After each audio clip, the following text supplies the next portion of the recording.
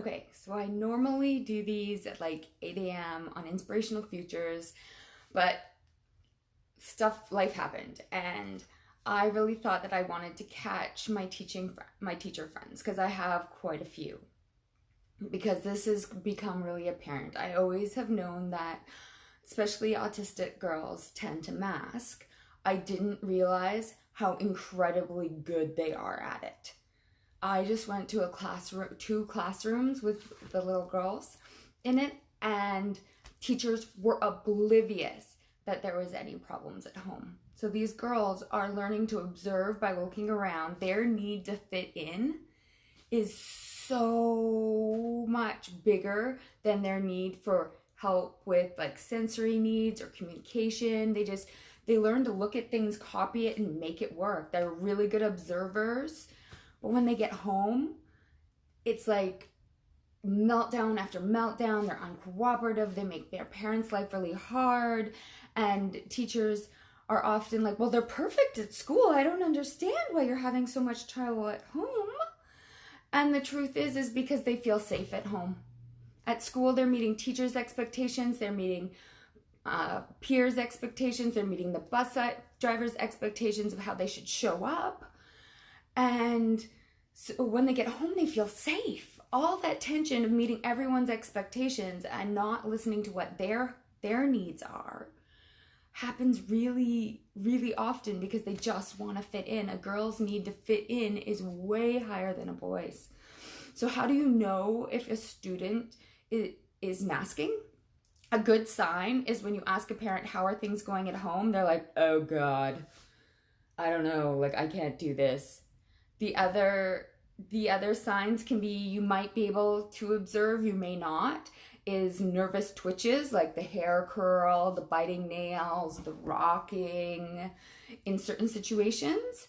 You might also notice kids who like repeat observed actions, or like the best one is repeated behaviors. So if another child in the class tells a really funny joke and everybody laughs, and then they'll repeat that joke later in the day, later in the week, and they'll just keep doing it. I'm trying to think of what else might show up in a classroom.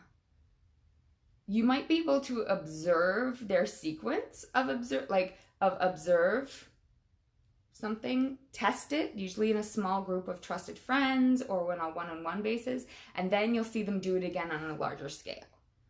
So those are just a few things that you might notice when a little girl is masking. Now, what can you do about it?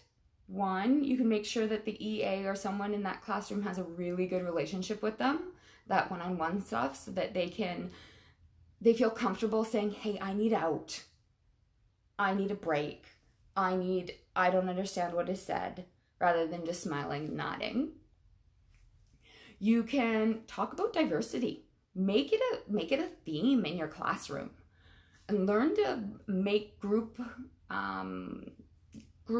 projects where not everybody's expected to do part but all the stuff. Like if somebody's like, sometimes you're just like, you do this paragraph, you do this paragraph, you do this paragraph. All three children are going to have to read, write, organize their thoughts.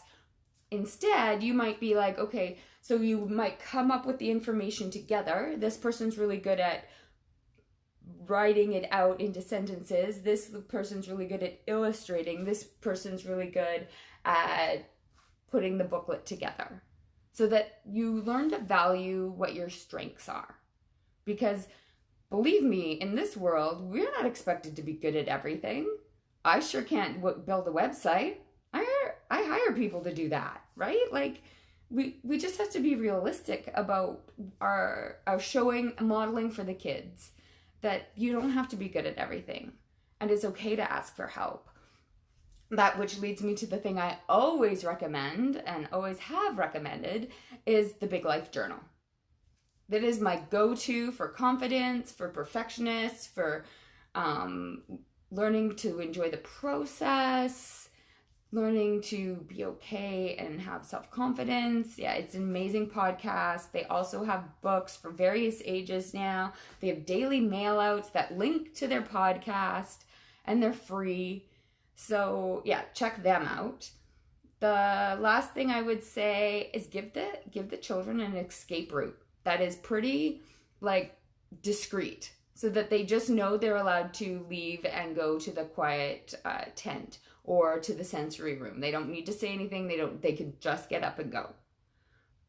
So there's a few hints for you. I just know it's really late and not all of my teacher friends will catch this, but hopefully they will tonight, because it's really hard when people are wanting to pull support away from those girls because they're doing so well, and what they need, they actually do need that support.